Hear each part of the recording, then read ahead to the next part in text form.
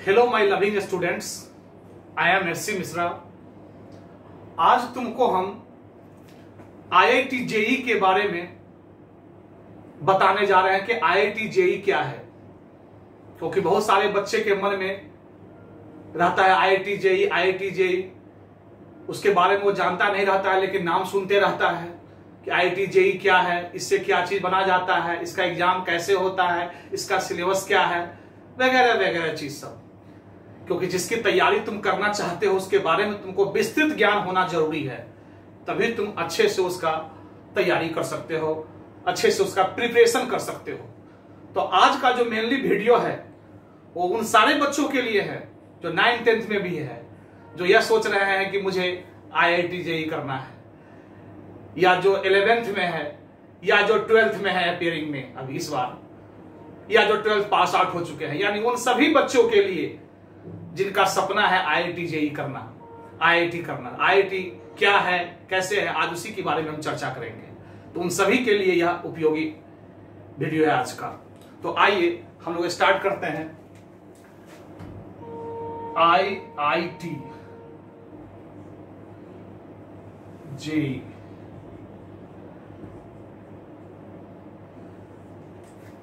IIT का full form होता है Indian institute of technology, clear. और जेई का फुल फॉर्म होता है joint entrance exam, clear. IIT JEE mainly competition है बीटेक बीई करने का, यानी bachelor of technology, bachelor of engineering, यानी इंजीनियर बनने का।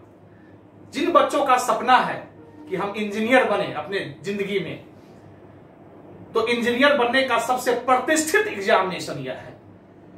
इसी एग्जामिनेशन के थ्रू तुम अपने लाइफ में सबसे प्रतिष्ठित इंजीनियर बन सकते हो। तो यह एग्जाम मेनली इंजीनियर बनने का है, bachelor of technology, bachelor of engineering करने का, बीई करने का। यह जो एग्जाम होता है वह 2 पार्ट में होता है। जेई का एग्जाम जो होता है जेई का, वो 2 पार्ट में होता है। एक पार्ट का नाम है जेईई मेन, और दूसरे पार्ट का नाम है जेईई एडवांस।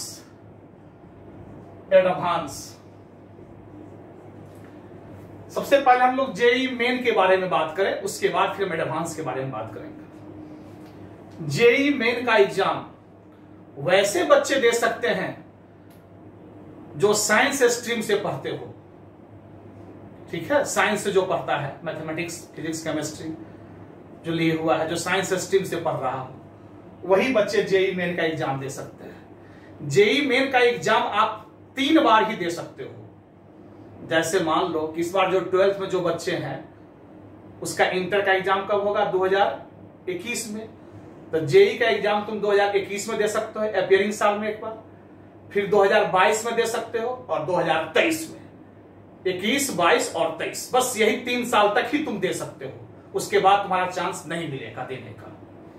यानी समझो कि एक बार अपियरिंग हो गया, 2 बार पास आउट वाला चांस हो गया, तो यही 3 चांस तुम जेईई का एग्जाम दे सकते हो, क्लियर है। जेईई मेन का, अभी हम मेन की बात कर रहे हैं।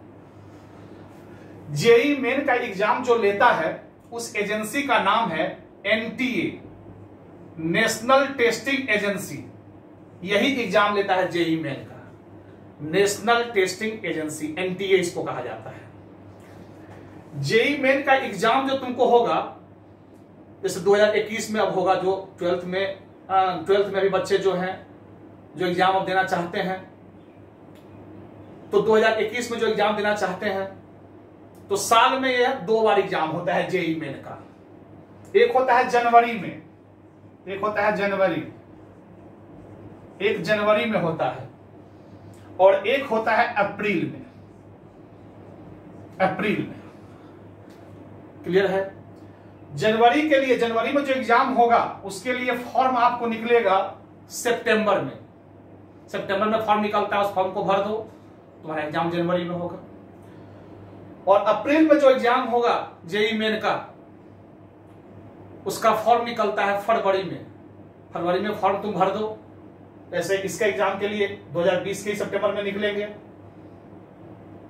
जो अभी तो कोरोना है, बाकी क्या कैसे होगा उसके बारे में तो अभी नहीं बात कर, लेकिन जो रूल है इसका, उसके बारे में मैं बात कर रहा हूं। तो इसका सितंबर में फॉर्म निकलेगा, वो भरोगे तो जनवरी में तुम एग्जाम दोगे। इसका सेकंड वाला एग्जाम का फॉर्म तुमको फरवरी में निकलेगा, फरवरी में फॉर्म भरोगे तो अप्रैल में तुम एग्जाम दोगे। तो यही 2 एग्जाम जनवरी और अप्रैल में दिया जाएगा जेईई मेन का। जनवरी में जो एग्जाम तुम दोगे और अप्रैल में, यही दो एग्जाम है जेईई मेन का देने का। क्लियर है? जो इस बार 12th में पढ़ रहे हैं उनके लिए खासकर मैं बात बोल रहा हूं। एग्जाम जो होगा तुम्हारा वो ऑनलाइन मोड में होता है। किस मोड में होगा? ऑनलाइन मोड में। ऑनलाइन मोड में होगा एग्जाम, ऑनलाइन मोड में होगा। और एग्जाम जो होगा तुम्हारा वो 360 मार्क्स का होगा, 360 मार्क्स का। ये भी, और अप्रैल में जो होगा वो भी 360 मार्क्स का होगा। मैथ में जो तुमको क्वेश्चन पूछे जाएंगे, मैथ में वो 30 क्वेश्चन रहेगा। फिजिक्स में भी तुमको 30 क्वेश्चन रहेंगे और केमिस्ट्री में भी तुमको 30 क्वेश्चन रहेंगे होगा। और एक क्वेश्चन 4 नंबर का रहेगा। तो इस प्रकार से 30 गुने 4 120 मार्क्स हो गया। ये भी 30 गुने 4 120 और ये भी 30 गुने 4 120। इस प्रकार से टोटल कितना हो गया? 360 मार्क्स हो गया। यही रहेगा। और जितने क्वेश्चन रहेंगे all question are in objective, objective question रहेगा। एग्जाम जो होता है ऑब्जेक्टिव, 4 ऑप्शन रहेगा, उसमें एक ऑप्शन सही रहेगा, 3 गलत रहेगा। अगर तुम सही बनाए क्वेश्चन तो तुमको 4 मार्क्स मिलेंगे, और अगर कोई क्वेश्चन गलत हुआ तो -1 मार्क्स, यानी 1 मार्क्स तुम्हारा कट जाएगा।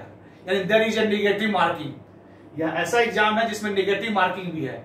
अगर सही क्वेश्चन बनाते हो कोई तो 4 मार्क्स मिलेगा एक क्वेश्चन का, और गलत होता है तो -1 नंबर तुम्हारा कटेगा पूरा में से, यानी नेगेटिव मार्किंग भी है। अब जैसे तुम जनवरी में एग्जाम दिए, उसमें तुम्हारा जो आया मार्क्स, अप्रैल में जो तुम एग्जाम दिए उसमें जो तुम्हारा मार्क्स आया, दोनों एग्जाम दिए। अब इस दोनों एग्जाम में जिसमें तुम्हारा ज्यादा नंबर आएगा, क्लियर है? इस दोनों एग्जाम में से, जनवरी वाला में से और अप्रैल में, जिसमें तुम्हारा ज्यादा नंबर आएगा वही तुम्हारा मेरिट बना जेईई मेन का। यानी तुमको अवसर दिया जाता है कि कोई एग्जाम खराब हो तो दूसरा से तुम्हारा ठीक कर लो। बात समझ में? अगर किसी बच्चे को कि हम एक ही एग्जाम दे, खाली जनवरी वाला दे, तो वो भी दे सकता है। खाली हम अप्रैल वाला दे तो वो भी दे सकता है, क्योंकि एक ही एग्जाम से उसका मेरिट बन जाएगा। कोई दोनों देगा दोनों, लेकिन इस दोनों में जिसमें ज्यादा मार्क्स रहेगा वही उसका मान्य होगा और एक तो अमान्य हो जाएगा। यानी ये समझो कि ऑप्शन मिला हुआ है तुमको, कि जैसे कि किसी का एग्जाम गड़बड़ हो जाता है तो चलो भाई एक बार और मौका दे दिया जाता है, चलो एक बार और एग्जाम दीजिए, वही मौका तुमको ये है। इसलिए कोई एक एग्जाम भी दे सकता है या 2 भी, लेकिन 2 भी कोई देगा तो इस दोनों में जिसमें ज्यादा नंबर रहेगा वो तुम्हारा मेरिट लिस्ट में, वही तुम्हारा मेरिट बना, और जिसमें कम नंबर रहा समझो कि वो तुम्हारा एग्जाम कैंसिल हो गया। ये समझो तुम। क्लियर है? इस प्रकार से जब तुमको इसमें सिलेक्शन हो जाएगा जेईई मेन में, तो जेईई मेन से तुम्हारा एडमिशन किस कॉलेज में होगा? एनआईटी में।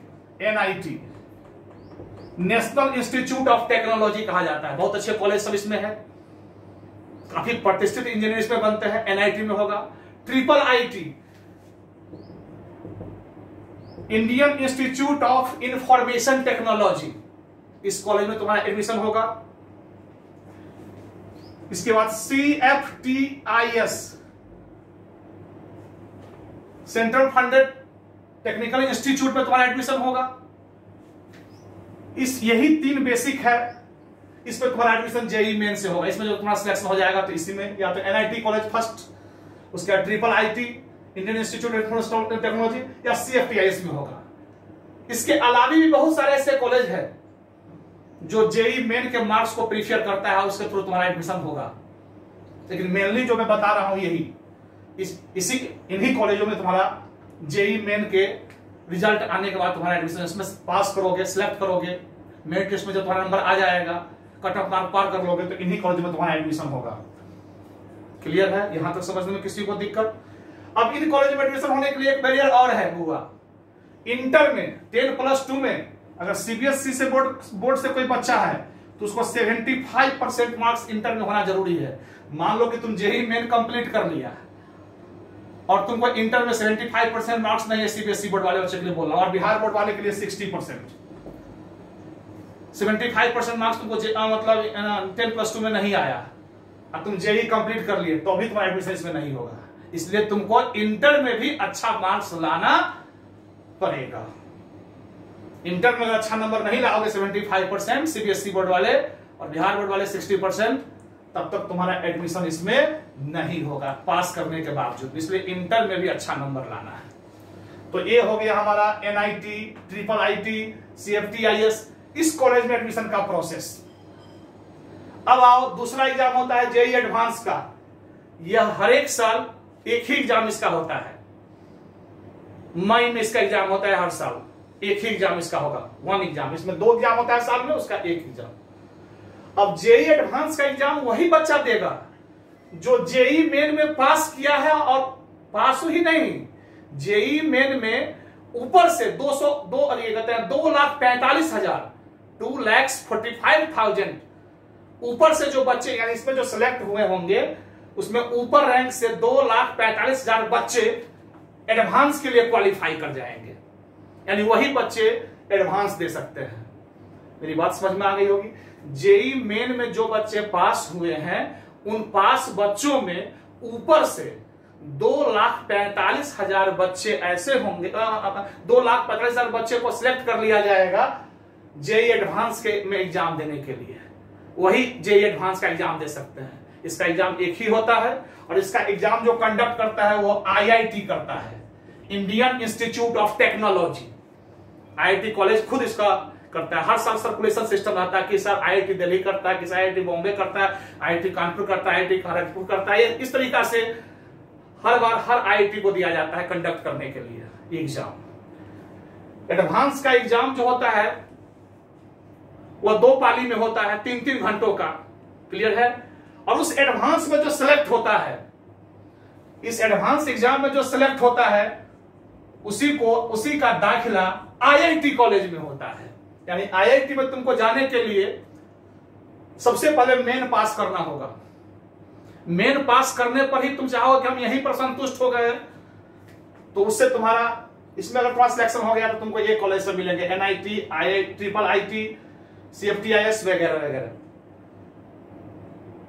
इसमें अगर तुम 2,45,000 रैंक में आ गए ऊपर से, तो तुम एडवांस के लिए क्वालिफाई हो गए, एडवांस तुम दे सकते हो। अब इस एडवांस में तुम पास करोगे तब तुम्हारा एडमिशन किस में होगा? आईआईटी में होगा। तो आईआईटी के लिए समझो कि यह पीटी का काम करता है, और तब इसके बाद इसमें मतलब आईआईटी का एग्जाम वही बच्चा देगा जो जेईई मेन में 2,45,000 ऊपर से मार्क्स लाएगा। तो उस बच्चे के लिए आईआईटी, और इसमें जो सिलेक्ट करता है वो आईआईटी में उसका दाखिला होता है। तो यही है आईआईटी तक का सफर। तो मेन समझ में आ गया तुमको, एडवांस समझ में आ गया, क्लियर है। ये हम कह चुके हैं कि यह तुम 3 बार दे सकते हो, 3 साल तुम इसका एग्जाम दे सकते हो जेईई मेन का, 3 साल यानी 6 बार। और जेईई एडवांस का एग्जाम हर साल 1 बार होता है और तुम 2 ही बार दे सकते हो, 2 ही चांस दिया गया इसमें जेईई एडवांस के लिए। तो यही था हमारा आईआईटी जेईई की कहानी। तो ये तो हो गया कि कॉलेज में कैसे दाखिला होती है, कैसे क्या रूल है, कैसे क्या एग्जामिनेशन होता है, उसके बारे में हमने बताया है। अब अगला क्लास जो होगा उसमें तुमको हम बताएंगे कि हमको क्या पढ़ना है, क्या सिलेबस है। पढ़ना तो मेनली 11th-12th का ही है। 11th-12th जो तुम पढ़ रहे हो वही उसी को कंसेप्ट से पढ़ो, बढ़िया से पढ़ो, क्योंकि आईआईटी का एग्जाम जो है वो अप्रोच और कंसेप्ट का एग्जाम है। जितना अच्छा से थ्योरी कंसेप्ट बढ़िया से पढ़ोगे तभी तुम प्रॉब्लम बना सकते हो। 1000 तुम हिसाब बना लो, प्रॉब्लम बना लो, और कोई 1001वां प्रॉब्लम पूछ देगा तो तुमसे नहीं बन पाया, क्योंकि प्रॉब्लम की तैयारी प्रॉब्लम से नहीं हो सकती है। उसके लिए अच्छा कंसेप्ट चाहिए थ्योरी का अच्छा कंसेप्ट रहेगा तभी तुम बेसिक कंसेप्ट क्लियर रहेंगे, अच्छे कंसेप्ट रहेंगे, अप्रोच रहेगा तुम्हारे पास, तब तुम हिसाब बना सकते हो। क्योंकि ऐसा कोई बुक नहीं है जिससे आईआईटी में क्वेश्चन पूछ देता है। उसके लिए कंसेप्ट ही जरूरी है, उसके लिए अप्रोच, तत्क्षण हमारा ब्रेन अप्रोच करे वही जरूरी है।